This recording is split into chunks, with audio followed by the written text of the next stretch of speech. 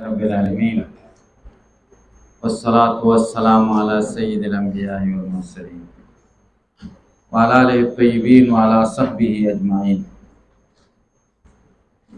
أما بعد، بسم الله الرحمن الرحيم. واحد. استقبال القبلة بغاية أو بول، وبه قال حدثنا سعيد بن عبد الرحمن المخزومي قال حدثنا سفيان بن عيينة عن الزهري عن عطاء بن يزيد الليثي عن أبي أيوب الأنصاري رضي الله عنه قال قال رسول الله صلى الله عليه وسلم: إذا أتيتم الغائط فلا تستقبلوا القبلة بغاية ولا بول ولا تستدبروها ولكن شرقوا أو غربوا. وقال أبو أيوب رضي الله عنه: فقدمنا الشام فوجدنا مراحيض وقد بنيت مستقبل القبلة فننحرف عنها ونستغفر الله. وفي الباب عن عبد الله بن الحارث ومعقل بن ابي حيثم ويقال معقل بن ابي معقل وابي امامه وابي هريره وسهل بن حنيف رضي الله عنهم. قال ابو عيسى: حديث ابي ايوب رضي الله عنه احسن شيء في هذا الباب واصح. وابو ايوب اسمه خالد بن زيد والزهري اسمه محمد بن مسلم بن عبيد الله بن شهاب الزهري وكنيته ابو بكر. قال ابو الوليد المكي وقال ابو عبد الله الشافعي: وانما معنى قول النبي صلى الله عليه وسلم: لا تستقبلوا القبلة بغاية ولا بول ولا تستدبروها، انما هذا في الفيات. فاما في الكنوت المبنية لهم رخصة في ان يستقبلها، وهكذا قال اسحاق. وقال احمد بن محمد: انما رخصة من النبي صلى الله عليه وسلم استقبال القبلة بغاية أو بول. فأما استقبال القبلة فلا يستقبلها، كأنه لم يرى في الصحراء ولا في الجليل أن يستقبل القبلة.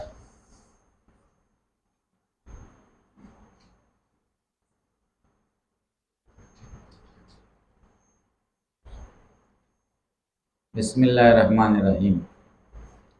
دې باب کې مسله د استقبال او استدبار ده.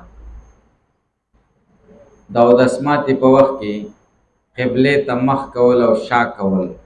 مخ کولو ته استقبال وایي او شا کولو ته استدبار وایي. دا مسله ده. دا څنګه ده؟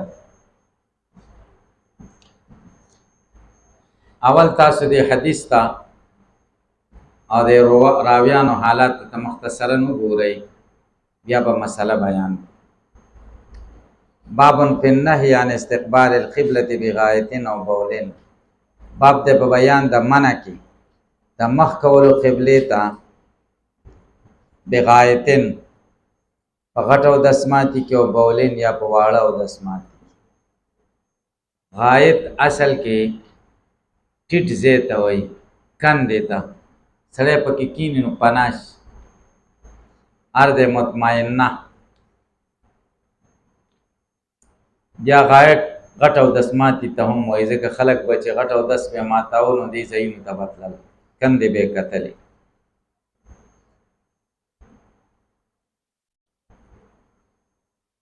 وبه قال حدثنا سعيد بن عبد الرحمن المخزومي قال حدثنا سفيان بن الزهري عن عطاء بن يزيد الليثي عن ابي ايوب الانصاري قال قال رسول الله صلى الله عليه وسلم: اذا اتيتم الغائط، چې کله تاسو لاړ شئ غټ او دسماتی ته، فلا تستقبل القبلة بغایتین، قبله ته مخ کوئ مه په غایتو کې او نه په بولو کې، او مه ورته استدبار کوئ. ولکن شرقوا وغربوا، لیکن تشریق وکئ یا تغریب وکئ. شرقوا مشرق ته مخ کوي او غربوا یا مغرب ته مخ کوي. دا په مدینه منوره کې داسې چل دی. ها هلته قبله چې کوم دی جنوب طرف ته ده، نو چې مشرق ته مخ کې مغرب له دې شا راشي، او چې مغرب ته مخ کې نو مشرق له دې شا راشي، او چې قبلې ته مخ کې نو جنوب له دې مخه راځي، او چې قبلې ته مطلب قبلې ته دې مخه کړه نو جنوب له به مخه شي، او چې قبلې له دې شا کړه نو شمال له به دې مخه شي. هلکه پې پوه شئ که پې پوه.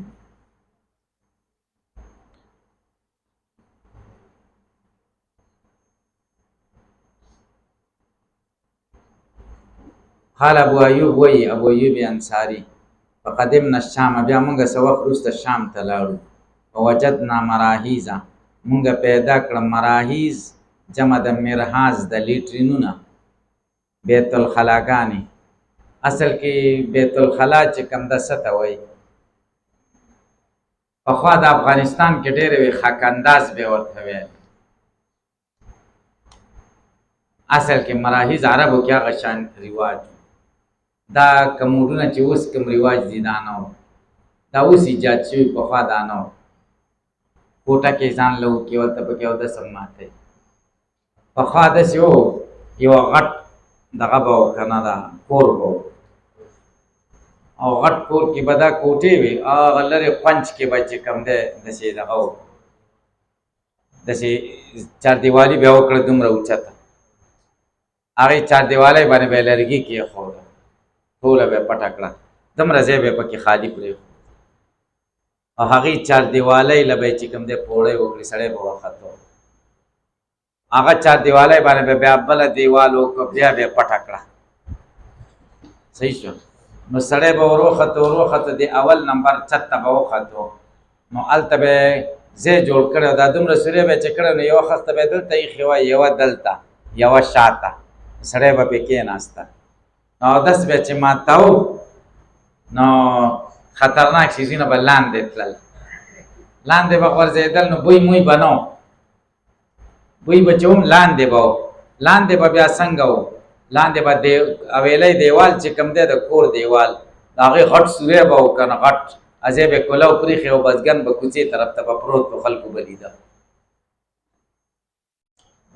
تاسې په خبره باندې پوه شئ که پرې پوه نه شئ هلته زمونږ کور و موږ سره خوا کې یو بل ملۍ صاحب به د هغه کور و پلار یې سپین ږیره و ډېر پهلوان و اوس وفات شوی خدای دې وبخښي ډېر تېز سړی و نو هلته به بیا د ګندونو والا راتلل دا خرګاړو والا دا ګندونه به د دې خلکو وړل او دا به پټو کې اچول دا پټو کې دا پټي ډېر مستی دا خو ډېره سمه سره ده که نه تاسې یقین وکئ که نه تاسې به چېرته نه یې لیدلي دلته دا به دلته نه اچوي هلته پټو کې دا څیزونه اچوي نو ما ته لږ وګورئ نو دا مولوي صاحب چې کوم و که نه د ده دا پلار سپین ږیره و ډېر تېز سړی و دا د اودس ماتي ته ناست دی په دې کې نو دا صفایي والا راغلی دی او خرګاډی راوستی دی او دا په دې بیلچو باندې ډکوي نو چې بیلچه داسې صفا کوي که نه داسې اوچته کړې ده ده چې راغتا کوي چې اوچته کړې ده راسا پکې دی په دې درې لګېدلی دی دره دمخیل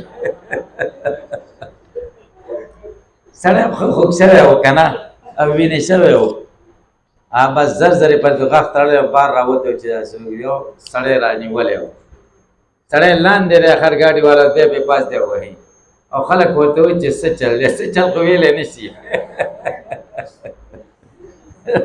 چې څه چل دی ویلی نه شي چې په کوم ځای خوږ شوی خو بس سړی ښه ووهه نو پخوا د مراحیز دې ته وایي مراحیز هم وپېژندل حق اندازونه چې ورته کوم وایي که نه نو د مومندو کې به هم دغسې اوس راته پته نشته اوس هم دا کموډونه جوړ شوي دا شیونه دي نو مطلب دا ده چې پخوا داسې و زنانه به هم بار وتلې نږدې پټي به و که نه خپل کورونه به و زنانه به هم وتلې او سړي به هم وتلې هېڅ خبره نه وه سړو بیل سیډ و د ښځو بیل سیډ او بیا وروسته چې کوم دی دا څیزونه رواج شو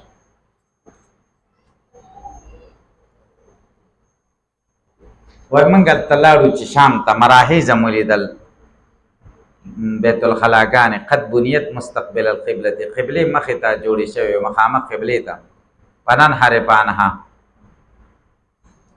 دا شی شور کوي دا اواز د دې دی که زما دی غوږونه تیزه ده ما مې بندول ما وې زما غوږونو کې بېګار ایسته شنګاری دی دا سر مې خوږېږي ویرېدم چې بلډ پریشر مې اوچت نه که د دې دی زه شي په فننحرفانها موږ به مخ واړوو د دې نه به لږ کاږه شو ونستغفر الله د خدای نه به هم بخښنه بخښنه به څه غوښته چې جوړ هغې طرف ته لږ به راتاو شو که نه نو پوره خو نه شو راتاوی دا استغفار به هم په دې راغوښتم هلکه پرې پوه شئ بعضو معنا کړې ده فننحرفانها موږ به دا کورونه منحرف کړه دا بلیټینونه منحرف کړه بل طرف ته مو واړوه بیا دا صحیح ځکه نه راځي بیا ونستغفر الله څه معنا ده جوړ کړي خو بل چا و تاسو خو نه جوړ کړي که نه بیا نستغفر الله معنا څه شو وفي الباب عن عبد الله بن ابي باب عبد الله بن حارث روایت هم شته دا په ابن ماجه او په صحیح ابن حبان کې دی او د معقل ابن ابي الحیثم رواج شته، د ابو داود کې دی او ابن ماجه کې دی. او یقال ویل کېږي معقل ابن ابي معقل او ابي امامه روایت هم پکې شته. د ابو امامه روایت باره کې مبارک پوری وایي لم اقف علی، ما ته اطلاع حاصله نه ده چې دا کوم کتاب کې دی. دا په الباب کې مبارک پوری په دې کتاب لیکلی دی ها، نزهة الالباب فی شرح ما قال الترمذی و فی الباب. آئی کې ډېر ښایسته تشریح کړی مبارک پوری علی حدیث عالم دی، ترمذی شرح هم لیکلی تحفة الاهوزی، بهترینه شرح ده او بهترین منصب عالم دی. یو بل عالم بھی کتاب لکھل ہے اللباب فی شرح ما قال الترمذی و فی الباب، آئی کم بدے کی لکھلی دی چارہ دا میں پیدا نک لم اقف علی اصلہ. اور دی کراچی کے عالم دیر سے مولانا حبیب اللہ مختار اغم بھی کتاب لکھلے دے اللباب، اغم نمم دے واغ پورا نہ دے. و ابی حریرہ روایت ہم دے پیدا، ابو حریرہ روایت مسلم شریف کی دے اور دا سہل ابن حنیف روایت دا دارمی کی دے. قال ابو عیسیٰ وی حدیث دا ابو ایوب احسن و شائر بی حاضر الباب دے و اصح دے. اور ابو ایوب نم سو خالد ابن زید اور زہری نم دا محمد ابن مسلم ابن عبید اللہ ابن شہاب زہری و کنیت ابو بکر. دیسے پوری تا سے کوئی شے کے بھی کوئی نہیں. قال ابو الولید مکی قال ابو عبداللہ الشافعی انما معنی قول دا نبی صلی اللہ علیہ وسلم تصبیروها انما هذا فی البیابی، دا صحراگانو کے دے قرونو کے خیر دے جواش تا شافی سے ہوئی. اما فی الکنب فخک اندازونو کے المبنیہ چی جوڑ سوی لہو دے دا پارا رخصت دے یا یستقبلها لہو رخصت پی آئی دا پارا رخصت دے چی مخول دے. حقا قال اسحاق ابن راہوے امدا ہوئی. احمد ابن حنبل و انما رخصت نبی علیہ السلام نا استدبار کے دے بغایتن و بولن، اما استقبال پلا استقبلها کنہو لم یرا پی الصحرائی ولا پی الکنب کنیپی، گویا کہ دے نگڑی پی صحرا و پی کنیب کی ان یستقبل القبلہ تا چسڑے قبلی تمخ کے استدبار جائز. دے ہم بات سند تا گو رہی لگ. سعید ابن عبد الرحمن مخزومی در سفیان ابن عیینہ شاگرد دے اور سقہ دے. سفیان ابن عیینہ دا عظیم شخصیت دے، سقہ دے. او زہری شہاب زہری دے دا عطانا روایت کی شہاب زہری چکم دے بازی وہی دے اول جامع دا حدیث دے. او عطا ابن یزید اللیسی تام سقہ دے او تابعی دے کبار و تابعین دے. ابو ایوب انصاری دا انصاری صحابی دے، نبی کریم صلی اللہ علیہ وسلم دا پکور کے وسیدہ چی مدینہ منوری تے ہجرت تدنم خالد ابن زید تے.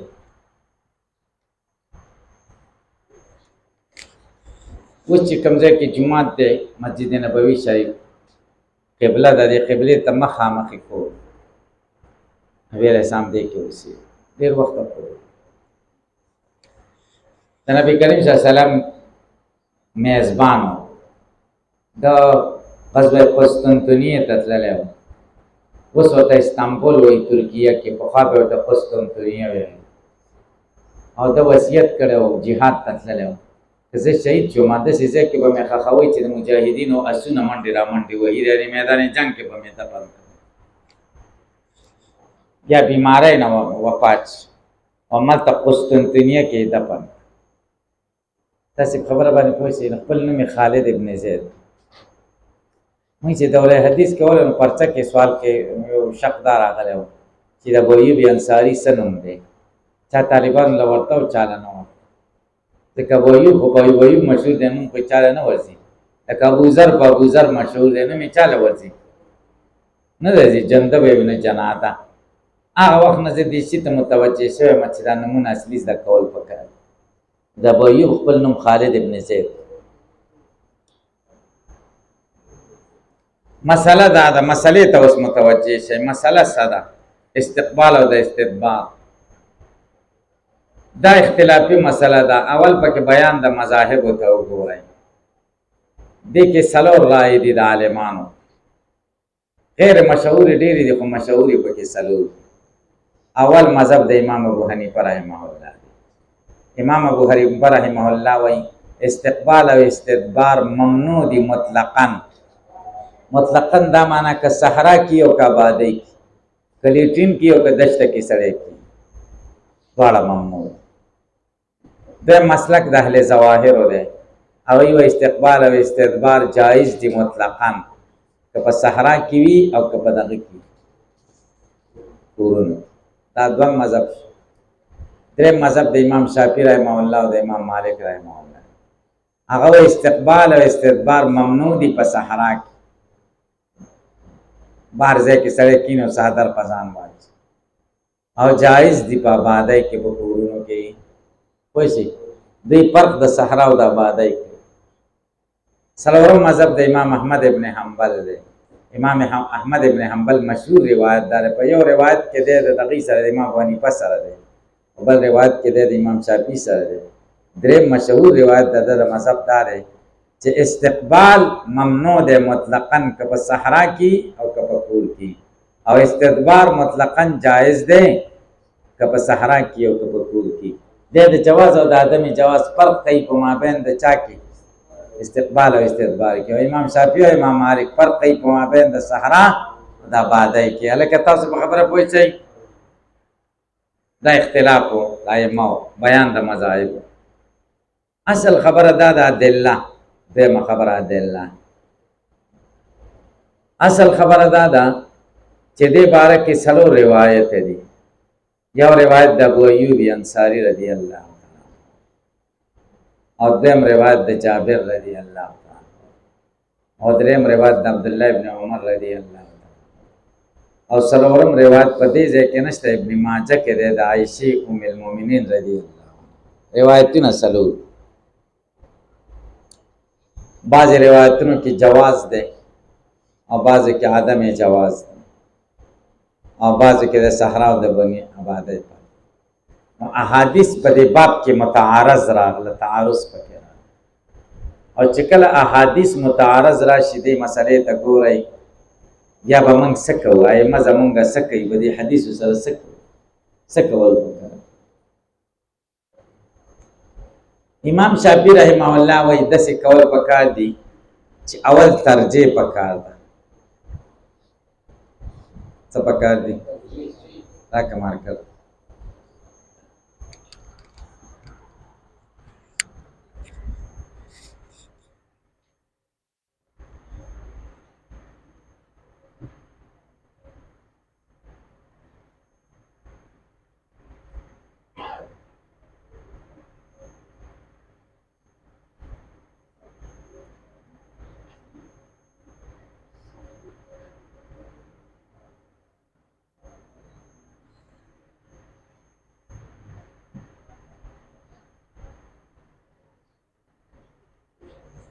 امام شافعي رحمه الله وایي سبق کوو چې ګڼه حدیث په یو مسله کې راشي، اول به ترجیح کوو.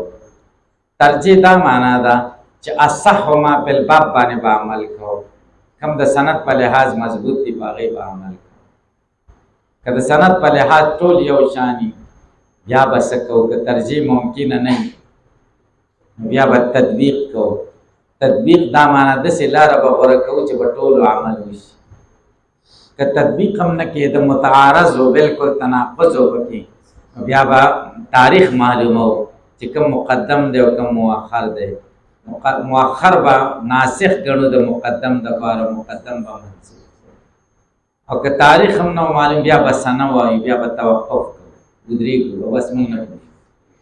دا چا مذهب؟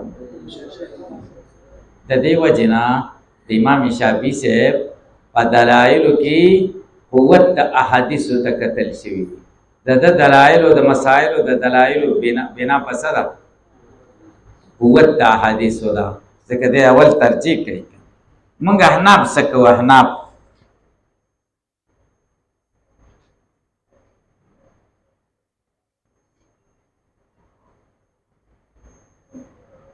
موږ اول تطبیق کوو.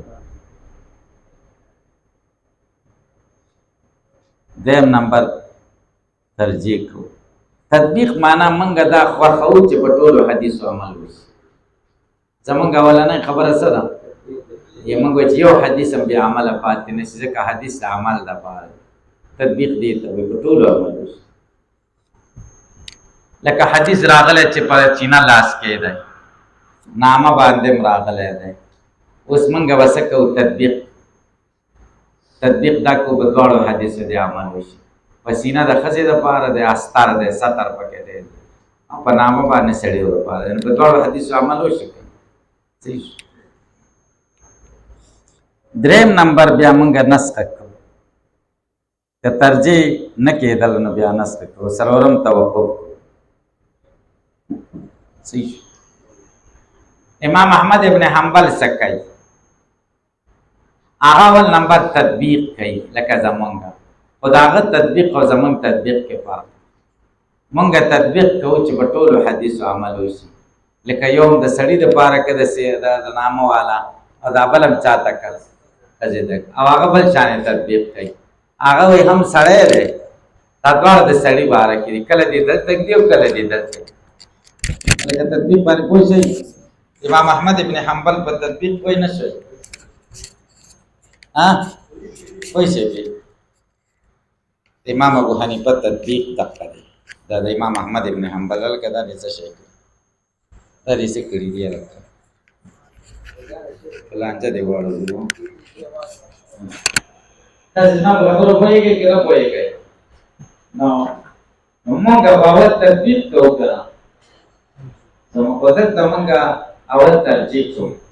تطبیق په مجبوري مولانا عبدالحی لکنوي رحمه الله فرمایي مونږ ترجیح ځکه کوو چې تطبیق ممکن دی. ترجیح مونږ چاته ورکوو؟ حدیث نبوي انصاري. ولې ترجیح ورکوو؟ ځکه دا قولي دی او تشریع عامه ده، نبي علیه السلام قول دی. او دا نور حدیثونه چې دي د وروسته راځي، جابر روایت او د ابن عمر روایت، دا د نبي علیه السلام جزي واقعات، چرته عام حدیث او چرته جزي واقعه. تاسې به پوه شئ. خو کار خو تطبیق دی چې مونږ یې اول کړو. تطبیق ممکن نه دی، نه کېږي، ځکه تناقض زیات دی. نو مونږ د ضرورت د وجې نه اول دا وایي چې سم وکړو ترجیح. او شوافی ترجیح کوي. څنګه ترجیح کوي؟ د صحرا او د دغه فرق کوي. چا کوي؟ بل بابا انشاءالله ورته خبر کوم. بل دې سره تړلی باب د بیان د دې کې چې اجازت دی په دې کې چې قبلې ته مخ کوئ.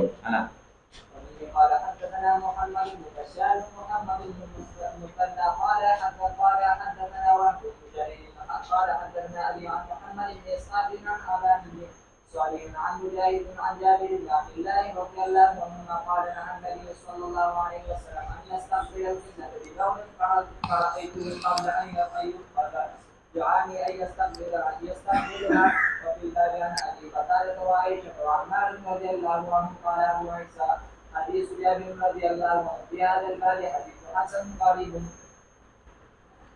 جابر ابن عبد الله رضي الله عنه محمد ابن بشار د بندور ویل دي سوالای حدثنا بندور. ابو داود کی بم درته دی حدثنا بندور عالم ته وی زیات عالم ته راځي طرفه. او محمد ابن مصنع دا دواړه د امام ترمذي استادان دي او څه کوي. وی وهب ابن جرير متروات کړی دی. او وهب ابن جرير وی چې حدثنا ابي جرير عن محمد ابن اسحاق. محمد ابن اسحاق څوک دی؟ امام د مغازي دی. مغازي امام دی. امام مالک رحمه الله وی دجال من الدجاجلة، دجالانو نه یو دجال. هغه والله ما رأيت اکذب منه، دته نه ډېر دروغجن مانه دی.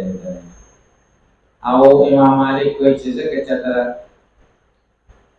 رکن یماني او د مقام ابراهیم په منځ کې په حرم شریف کې ودرېږو، بیا به هم دا ویم او قسم به کومه چې محمد ابن اسحاق دجال او کذاب دی.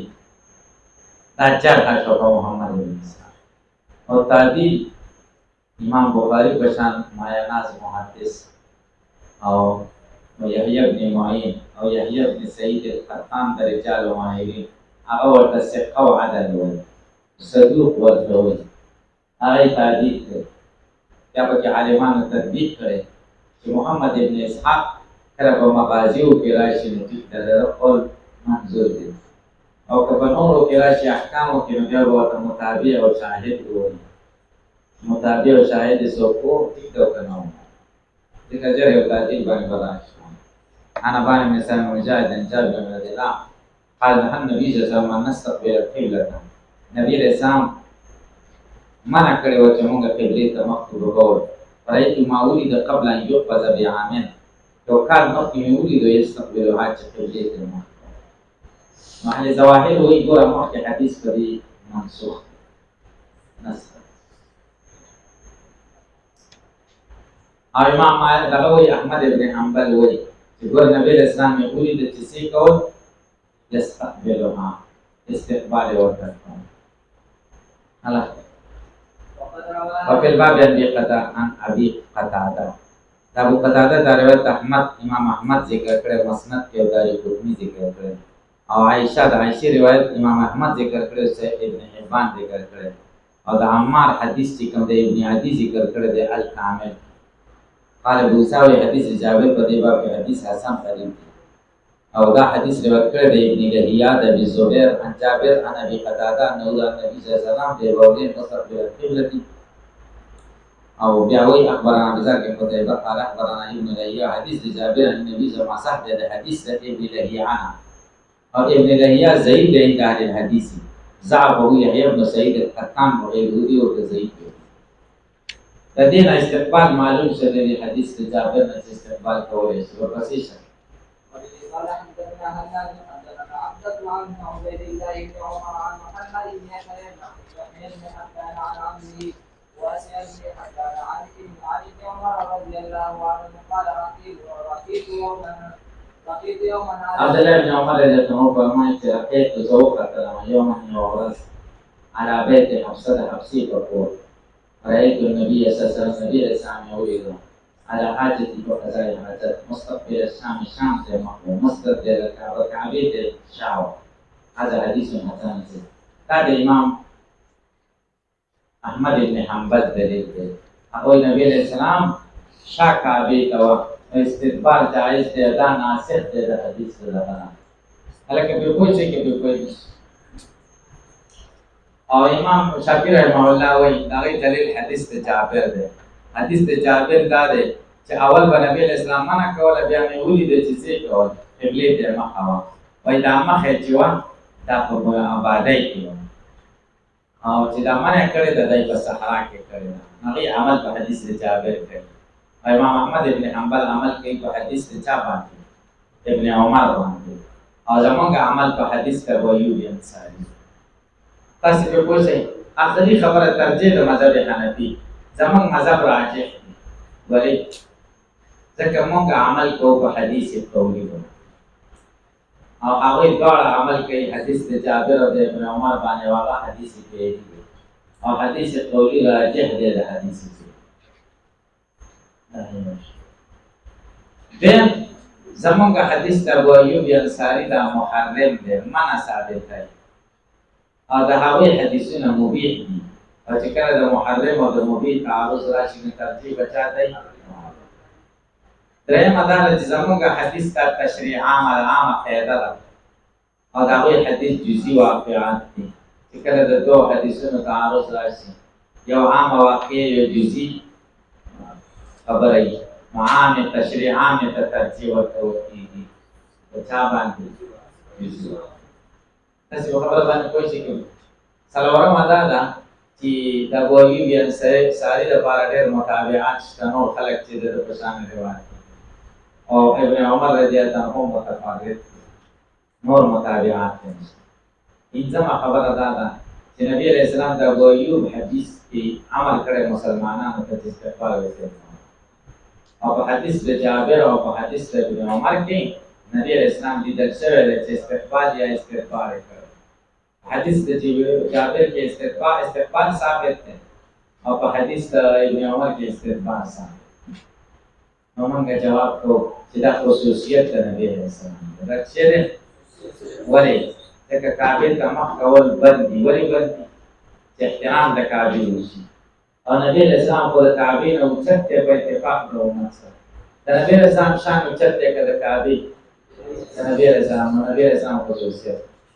او دیمه وجه ده چې د نبی علیه السلام حاجت چې کوم و قضای حاجت دا پاک په اتفاق د امت سره د پیغمبرانو او د سماعت صفایي بیا د دې پکې نه وکنه نو دا د نبی علیه السلام خصوصیتونه دي او د ابو ایوب انصاري حدیث ته تشریح عامه ده عامه قاعده ده نو دا به راجحي دې ته موږ ترجیح ورکوو تاسو خبره باندې پوه شئ که بیا پوه نه شئ نو دا اختلاف و او زمونږ مذهب راجح شه د دې مختلفو وجوهات نه چې حدیث د چا دی حدیث د ابو ایوب انصاري زمونږ عامه